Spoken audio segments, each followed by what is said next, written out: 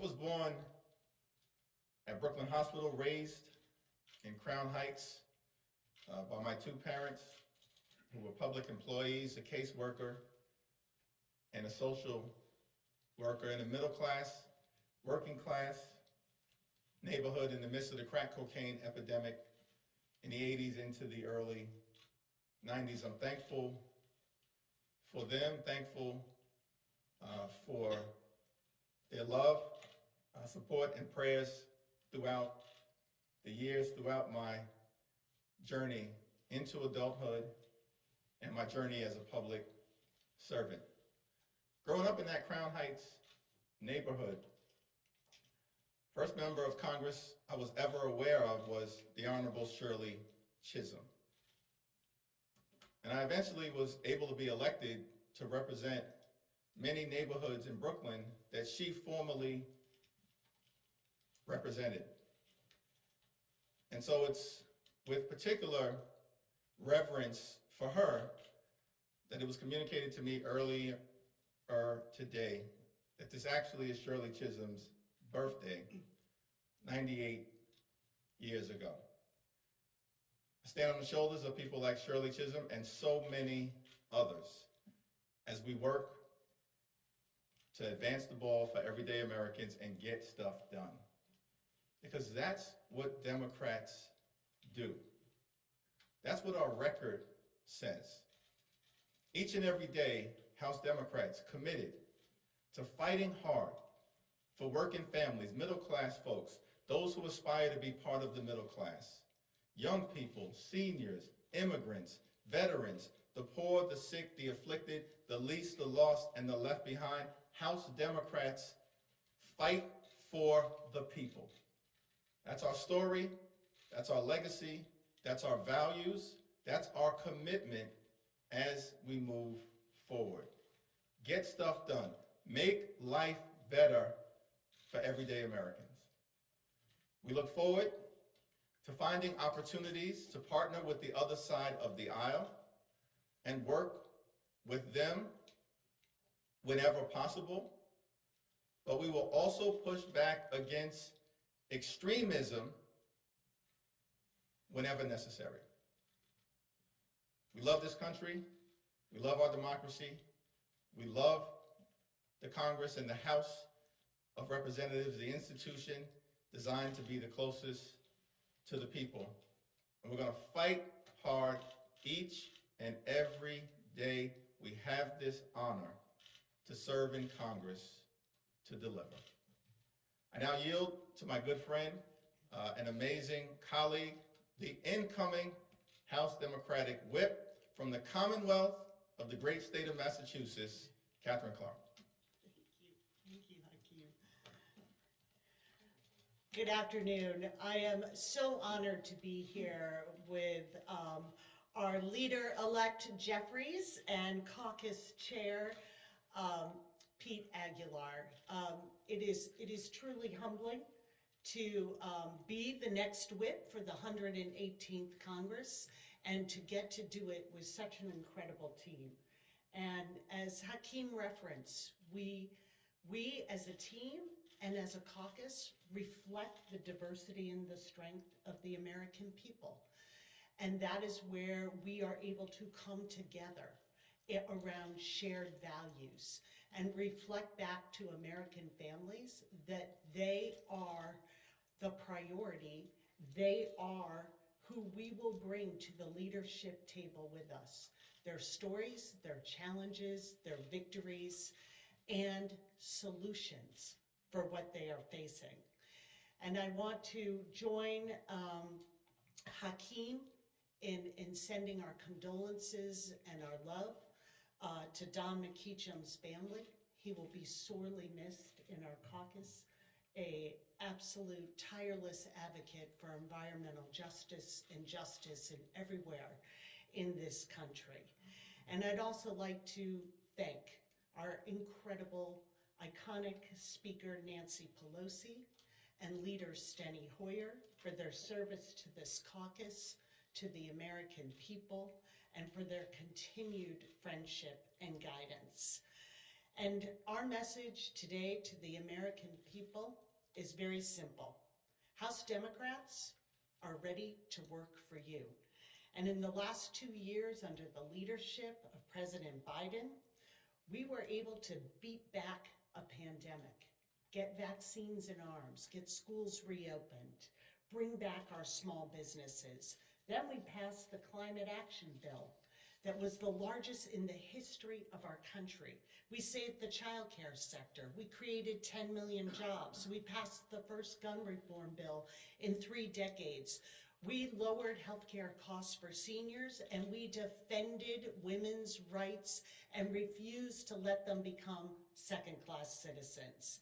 And together, that's how we were able to defy political gravity and have this historically close margin in the House. And the Republican agenda appears to be to continue to divide us, to get power through division by turning neighbor on neighbor. But that is not what this caucus is here to do. It is not what the American people want. American people want solutions. It is not just Democratic families that are struggling to afford childcare and health care. It is not just Democratic families who are struggling to afford housing. It is not just Democratic women who want freedom to make their own decisions about their bodies. And it is not just Democratic families who want clean air to breathe and clean water to drink. So we are going to come together as a caucus. Our door is open for any member from across the aisle who wants to get to work for the American people. And if they want to divide, if they want to obstruct, if they want to have political theater instead of finding those solutions the American people want, then we will be here to oppose.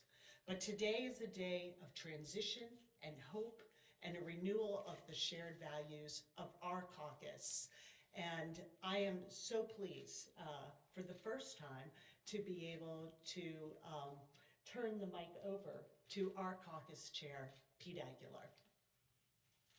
Thank you so much, Madam Whip. Do I wait until next year to start that? I'm just going to do it. I'm just going to do it now. Thank you so much to my good friends, Catherine and Hakeem. And you guys know that when we say those terms, we don't always mean it. But it's absolutely true. These are good partners, good friends, and I look forward to working with them in the years to come. Everything that Leader Jeffries and Whip Clark stand for is exactly what the Democratic Caucus has been advocating and will continue to protect individual freedoms, health care. Those are going to be the things that we continue to support and that we continue to push back on the other side as they attempt to erode the agenda that we have accomplished over the last few years. It's not lost on me what my election means for my community, for the Latino community.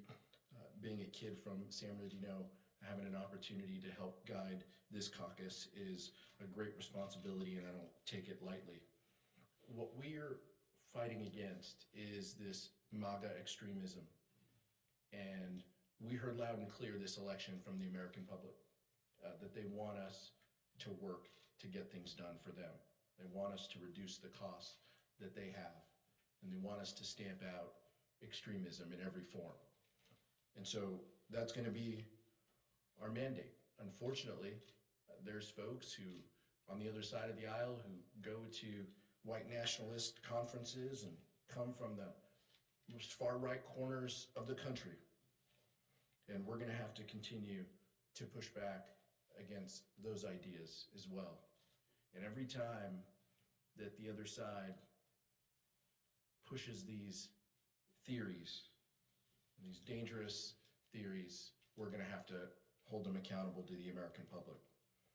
As the Republicans turn to extreme partisanship and the circus of trying to elect a leader, what you've seen here is this transition. The energy in that room was amazing. For a group that is going to be in a very thin minority, the energy of our caucus was handshakes, high fives, and hugs as we transition. That's the legacy of Nancy Pelosi, Steny Hoyer. And that's what's going to be important moving forward. While Kevin McCarthy is auctioning off real estate and square footage for every vote he can, we're united together. And we're in this together for the American public. And we never lose sight of who we are and where we come from. And that's what our mission and mandate is. Thank you. Thank you, Pete. Thank you, Catherine. We'll be able to take just a handful of questions, but some questions. Allie? Can you talk about, because you guys have referenced the accountability, the extremism, and then you've also said you want to get stuff done. So how do you think about doing that? Do you think about working with Kevin McCarthy? Have you spoken to him at all? What might this look like in this period of divided government? Well, our commitment is always to extend the hand of partnership whenever and wherever possible in order to get things done for everyday Americans. That's been our track record under the extraordinary leadership of President Biden, Speaker Pelosi, Leader Schumer, Democrats in the House and the Senate. We just have completed one of the most productive Congresses in American history. We passed the American Rescue Plan, shots in arms, money in pockets, kids back in school, saved the economy from a great recession, if not worse. Passed the Infrastructure Investment and Jobs Act to create millions of good paying jobs spread out all across America. We were able to do that with some help from Senate Republicans, and we welcomed that bipartisan cooperation. We passed gun safety legislation for the first time in 30 years that will save lives. And that was also done in a bipartisan way in the Senate. Of course, we passed the CHIPS and Science Act to bring domestic manufacturing jobs back home to the United States of America, and we were able to find bipartisan common ground to get that done as well. And then we passed the historic Inflation Reduction Act. Unfortunately, our colleagues on the other side of the aisle chose not to work with us, but we got it done anyway. The largest investment in combating the climate crisis in American history, lower energy costs, setting our planet on a sustainable trajectory forward, strengthening the Affordable Care Act, lower health care costs, driving down the high price of life-saving prescription drugs for millions of Americans. That's the Democratic record. And we seek to find common ground whenever and wherever possible, and we hope that our colleagues on the other side of the aisle, as they temporarily inherit the majority in the next Congress, are willing to proceed with that same spirit of cooperation, fortitude, and mission-centered focus to get things done for everyday Americans. That will continue to be the Democratic approach on behalf of everyday Americans.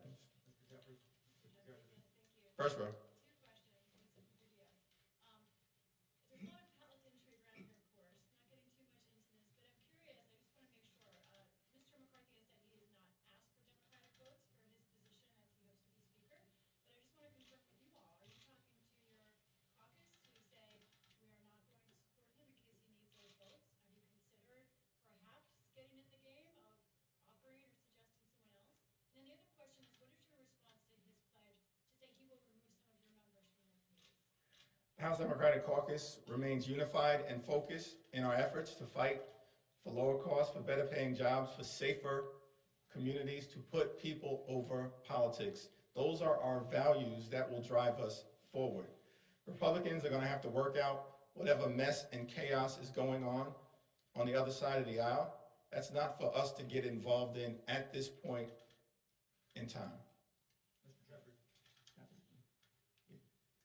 Going back to this side, second row.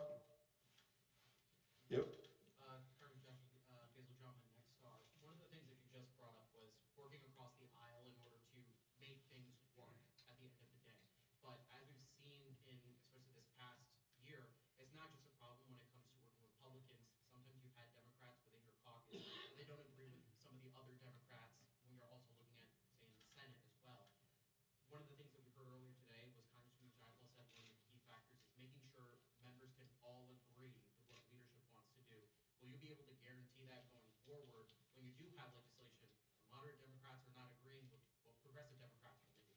I want to make sure that Catherine and Pete also respond to this question because we all share the same approach. Everybody matters. Progressives, New Dems, Blue Dogs, whether you're from the north, the south, the east, the west, the heartland of America, whether you're in the center left, more progressive parts of our caucus, everybody matters. That's what makes the House Democratic Caucus the most authentic representatives of the American people. Sometimes we can have noisy conversations, but as we showed time and time again on issue after issue after issue, at the end of the day, we always come together, find the highest common denominator, and get big things done for everyday Americans. Yeah, I would say look at our track record. Just look what we did in the 117th, and look at that body of work, that coming together with a narrow majority over and over again. These are huge pieces of legislation that we have passed, and it is starting in the next few months, those cost savings, those projects are going to start to come to fruition.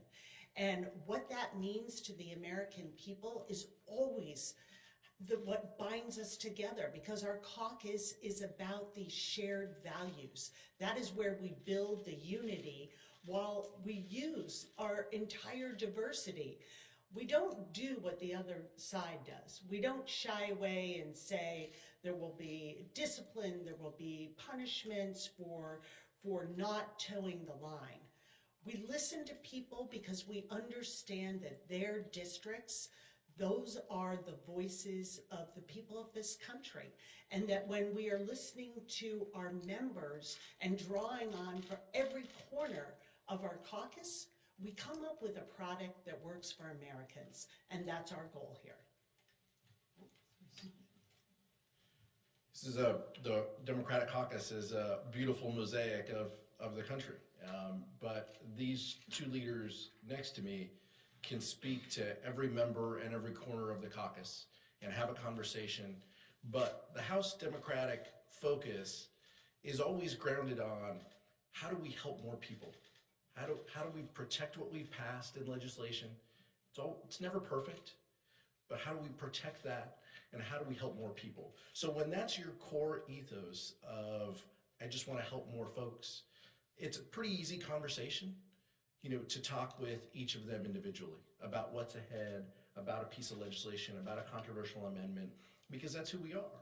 Our default is going to be, how do we help more people in our communities?